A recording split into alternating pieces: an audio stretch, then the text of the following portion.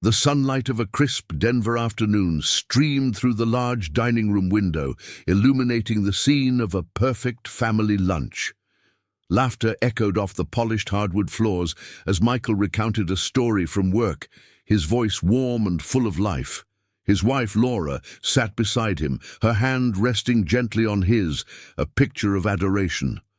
Across the table, his mother, Eleanor, sat in her wheelchair, a soft blanket draped over her legs, a cast on her arm, a stark reminder of her recent fall. To any outside observer, it was a portrait of domestic bliss, a successful son, a devoted daughter-in-law, and a matriarch being lovingly cared for in her time of need. Laura would periodically lean over to dab Eleanor's mouth with a napkin or offer her a sip of water. Each gesture a public performance of compassion that filled Michael's heart with gratitude for the angel he had married.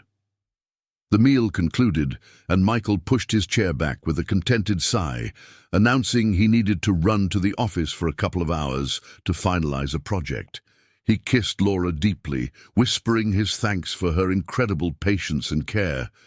Then he moved to his mother, placing a gentle kiss on her wrinkled forehead. "I'll be back before you know it, Mom. You're in the best hands," he said, his words a heavy, unintentional irony. Eleanor tried to force a smile, but her eyes, wide with a silent plea he couldn't decipher, followed him as he walked away. The moment the front door clicked shut, the warmth in the room vanished, as if a switch had been flipped. The air grew heavy and cold, and the gentle smile on Laura's face dissolved into a tight, hard line of resentment. Laura cleared the table with a clatter, her movements sharp and efficient, no longer softened by the performance of grace. She returned to Eleanor with a small bowl of applesauce for dessert. With Michael gone, the pretense of tenderness was over. She scooped a spoonful and shoved it toward Eleanor's mouth with impatient force. Eleanor, startled, flinched, causing the spoon to clatter to the floor, splattering the beige carpet and Eleanor's blanket. For a long moment, Laura just stared at the mess, her expression turning from annoyance to pure contempt. She then looked directly into Eleanor's terrified eyes, her voice a low, venomous whisper that cut through the silence. "You're nothing but a dead weight," she hissed, the words landing like physical blows. "And now you'll depend on me for everything." The cruelty of the statement hung in the air, suffocating the last bit of hope Eleanor had clung to since her accident. The beautiful house, which was meant to be a sanctuary for her recovery, instantly transformed in her mind into a prison. She was trapped, not just by her broken bones, but by the will of a woman she had once loved like a daughter. Her independence was gone, her voice silenced by fear, and her fate was now in the hands of her tormentor. The silence that followed was broken only by the frantic beating of her own heart. It's a terrible thing to witness someone's world collapse so suddenly, and it's a story that needs to be told. If you feel that voices like Eleanor's deserve to be heard, please consider subscribing to our channel, as your support is what allows us to continue sharing these important accounts. Before the fall, Eleanor had been a woman carved from resilience and routine. Her days in her small, sunlit house were a testament to a life lived with purpose, even in retirement. The scent of old paper and lemon polish clung to the air, a comforting aroma from her years as a teacher. She tended her garden with the same meticulous care she had once given her students, her hands, though wrinkled, still strong and sure as they worked the soil. Her independence was her most prized possession, a quiet dignity she wore like a well-loved coat. It was in the simple acts of brewing her own tea exactly how she liked it, of walking to the local library on crisp autumn mornings, and of hosting her small circle of friends for weekly card games. She was lucid, vibrant, and had never imagined a day when she would be unable to perform these simple rituals for herself. That rainy Tuesday changed everything. The ceramic tile of her bathroom floor, slick with condensation, offered no purchase. The fall was sudden, a disorienting crash of sound and a searing bolt of pain that shot up her leg. Lying there, helpless on the cold floor, was the first time in decades Eleanor had felt truly afraid. The hospital diagnosis felt like a sentence: a fractured femur and wrist, months of recovery, total dependence. The words echoed in the sterile white room, stripping away the layers of her self-reliance. When Michael, his face etched with worry, looked lost, Laura stepped forward. Her tears seemed so genuine, her offer to care for Eleanor in their home so full of love that it felt like a lifeline. For Eleanor, it was a moment of profound gratitude mixed with the bitter taste of surrender. The first few days in Michael's home were coated in a veneer of cloying sweetness. Laura was the perfect nurse whenever her husband was present, fluffing pillows, speaking in gentle tones, and ensuring Eleanor was comfortable. She would recount these tender moments to Michael each evening, painting herself as a selfless saint, and he absorbed every word with unwavering belief. But the performance was for an audience of one. When Michael was gone, the stage emptied, and the true play began. The shift was subtle at first, a sigh of impatience here, a slightly rougher adjustment of her blanket there. Eleanor told herself it was just stress, the strain of caregiving. She clung to the hope that the woman she had loved as a daughter was still there, just beneath the surface of this newfound weariness. That hope was shattered with the clatter of a single spoon. The first time Laura fed her alone, the act was devoid of any tenderness. It was a mechanical, joyless process.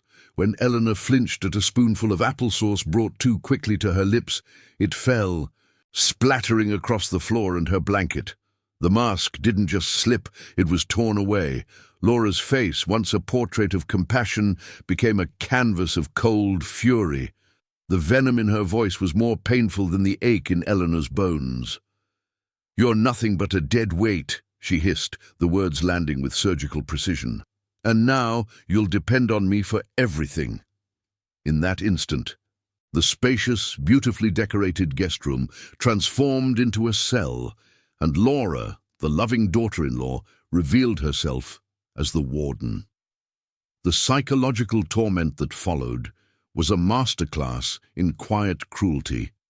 It was never overt enough to leave obvious marks, but it was relentless.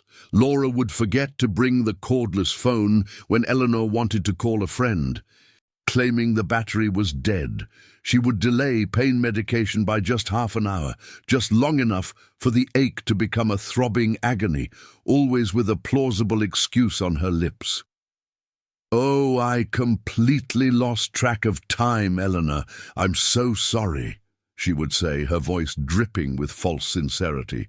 Visitors were gently turned away at the door with a sad shake of the head. "She's just so exhausted today," Laura would explain.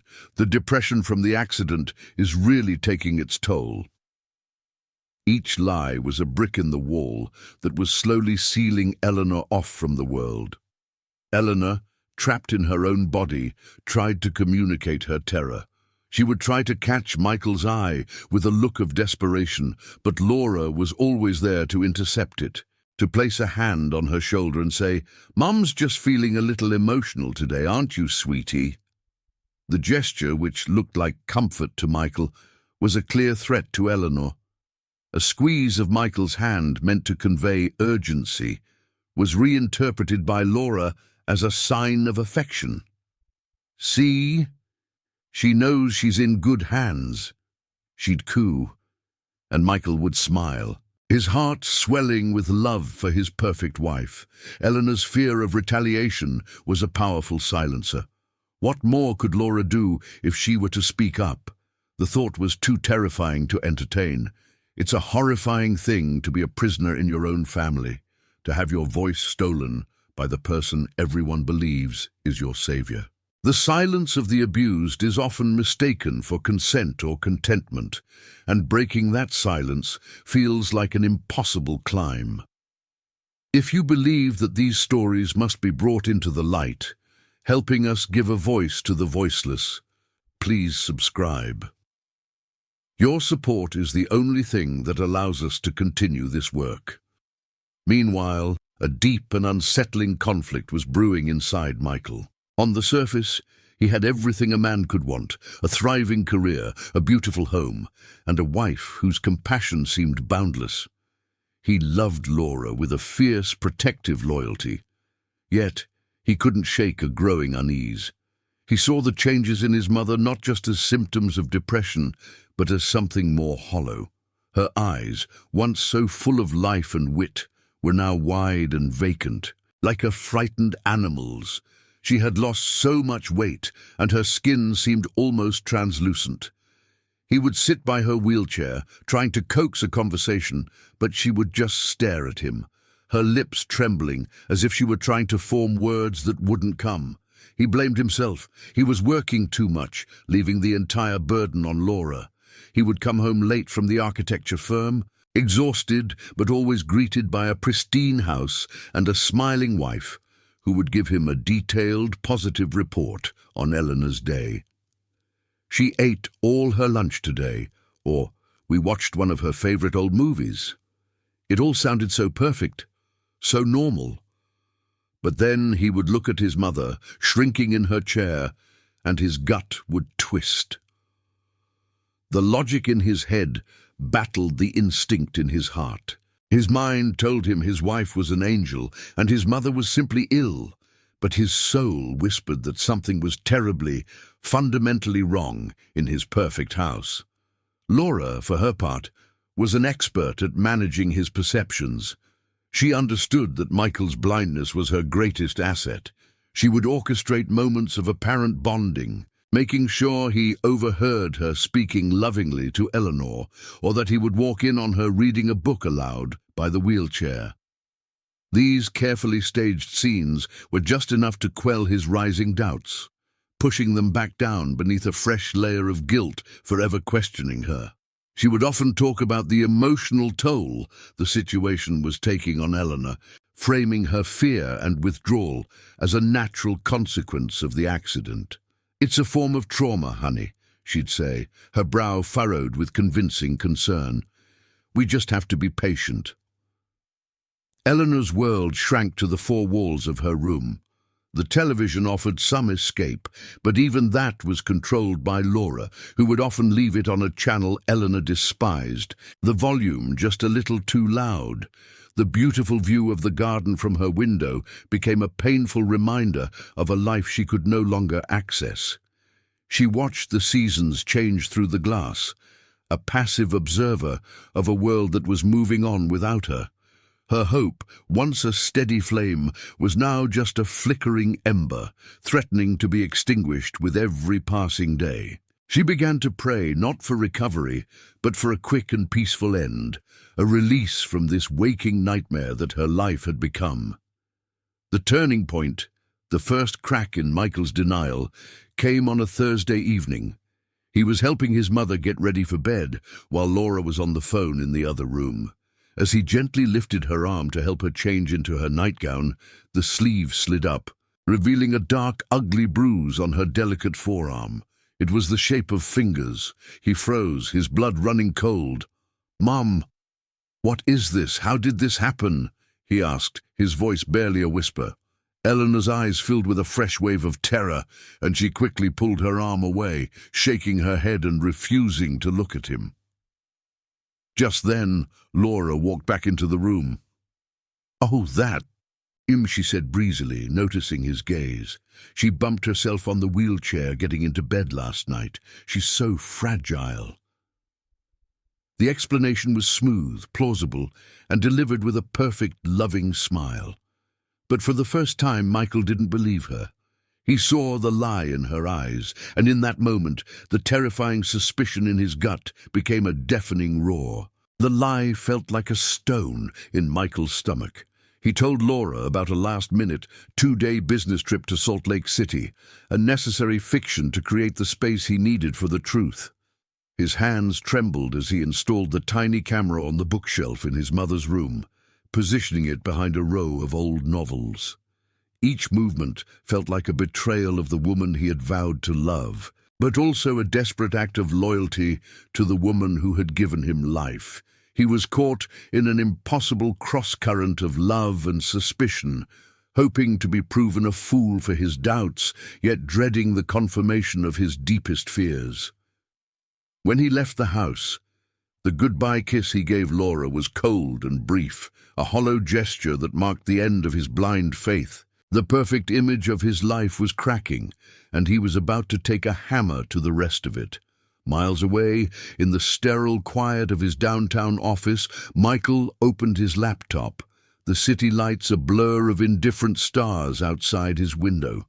He logged into the camera's live feed, his heart pounding a frantic rhythm against his ribs. The first few minutes were painfully normal. Then, Laura entered the room with a glass of water. The transformation was instantaneous and horrifying. The gentle smile she wore for him was gone, replaced by a sneer of pure contempt. He watched, paralyzed, as she held the glass just out of his mother's reach, taunting her. "Thirsty, Eleanor?" she cooed, her voice a venomous whisper. "Maybe if you weren't such a useless burden, you'd be able to get it yourself." The cruelty was so casual, so profound, that it stole the air from Michael's lungs. The woman on the screen was a stranger, a monster wearing his wife's face. He didn't remember the drive home. It was a fugue state, fueled by a white-hot mixture of rage and grief. He walked through the front door to find Laura on the couch, scrolling through her phone, the picture of domestic tranquility. She looked up, her expression of surprise quickly morphing into a bright, welcoming smile. "Honey, you're back. Did your trip get cancelled?" she asked, her voice the same sweet melody that now sounded like nails on a chalkboard to him. He didn't speak. He simply walked to her, held out his phone, and pressed play on the recording he had saved. He watched her face as her own voice filled the silent room, her cruel words echoing off the walls of their beautiful home. The color drained from her cheeks, the smile evaporated, and her eyes widened in horrified recognition. The mask was gone for good. The silence that descended after the video ended was absolute. Laura opened her mouth, a desperate cascade of excuses and justifications tumbling out about stress and the difficulty of caregiving. But the words were meaningless static. Michael held up a hand, silencing her. His own voice, when it came, was unrecognizable, a flat, dead tone stripped of all emotion. "Get out!" he said. The two words were a quiet execution, carrying the full weight of his shattered heart and a finality that was non-negotiable. He didn't wait for her response or watch her go. He turned and walked directly to his mother's room. He found Eleanor huddled in her wheelchair, her eyes wide with a familiar terror, bracing for the fallout. He dropped to his knees in front of her, his own carefully constructed facade finally breaking. "Mom," he choked out, tears streaming down his face. "I'm so sorry. I'm so sorry I didn't see." He wrapped his arms around her small, trembling frame, a desperate hug that was both an apology for his blindness and a solemn vow of protection. For the first time in months, Eleanor let out a sound, a deep, shuddering sob of pure, unadulterated relief that seemed to release all the fear she had held captive inside. She clung to him, her one good hand patting his back in a gesture of maternal comfort, even as he was the one rescuing her. In that moment, in the ruins of the life he thought he had, a new, stronger bond was forged between them, one built not on a beautiful lie, but on a devastating truth. It is in facing these painful realities that we find the courage to heal. Sharing these accounts is a vital part of that process, reminding us that no one has to suffer in silence. Your subscription allows us to keep shedding light on these important stories. The departure of Laura left a void in the house, but it was a clean, healing emptiness, not the suffocating presence she had become. The silence was no longer heavy with unspoken fear, but filled with the gentle sounds of recovery. Michael reduced his hours at the firm, trading blueprints for blankets and client meetings for quiet conversations with his mother. He hired a kind, professional caregiver named Sarah, whose warmth and competence slowly coaxed the light back into Eleanor's eyes. They began to fill the home with new memories, replacing the painful echoes of the past. Michael learned to cook his mother's favorite meals, the scent of rosemary and roasted chicken chasing away the stale air of deceit. Laughter, tentative at first, then full and genuine, began to echo off the walls once more. The house was no longer a prison, but a sanctuary, a place where Eleanor's spirit could finally, safely, begin to mend. The guilt of his own blindness was a heavy burden, but Michael refused to let it crush him. Instead, he channeled his pain into purpose. He saw how easily the vulnerable could be silenced, how perfectly cruelty could disguise itself as care.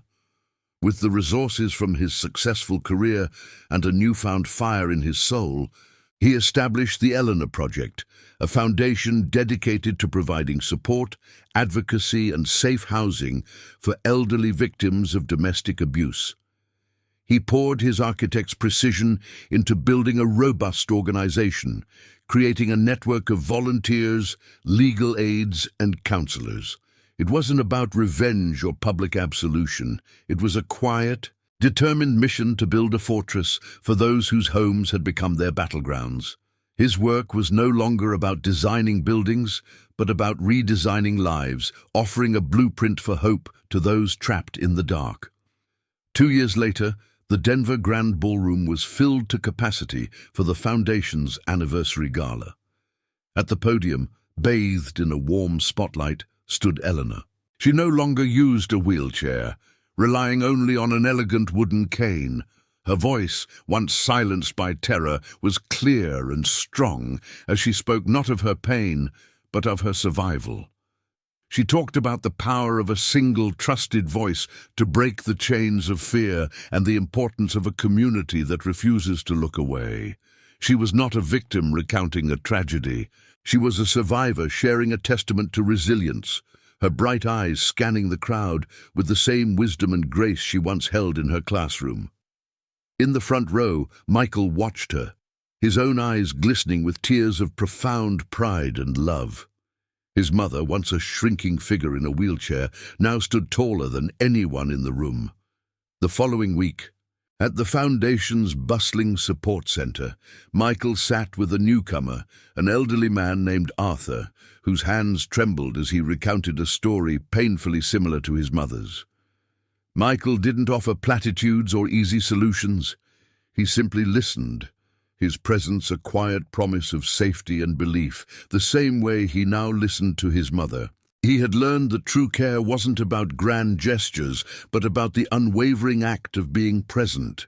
As he placed a comforting hand on the man's shoulder, he saw his mother across the room, laughing with another survivor, her face a portrait of reclaimed joy. This was their new reality, built from the rubble of a lie. It's a powerful reminder that from the deepest betrayals, the strongest forms of hope can be born, and every share helps that hope reach one more person. Thank you for being part of this journey by subscribing and helping us tell these stories.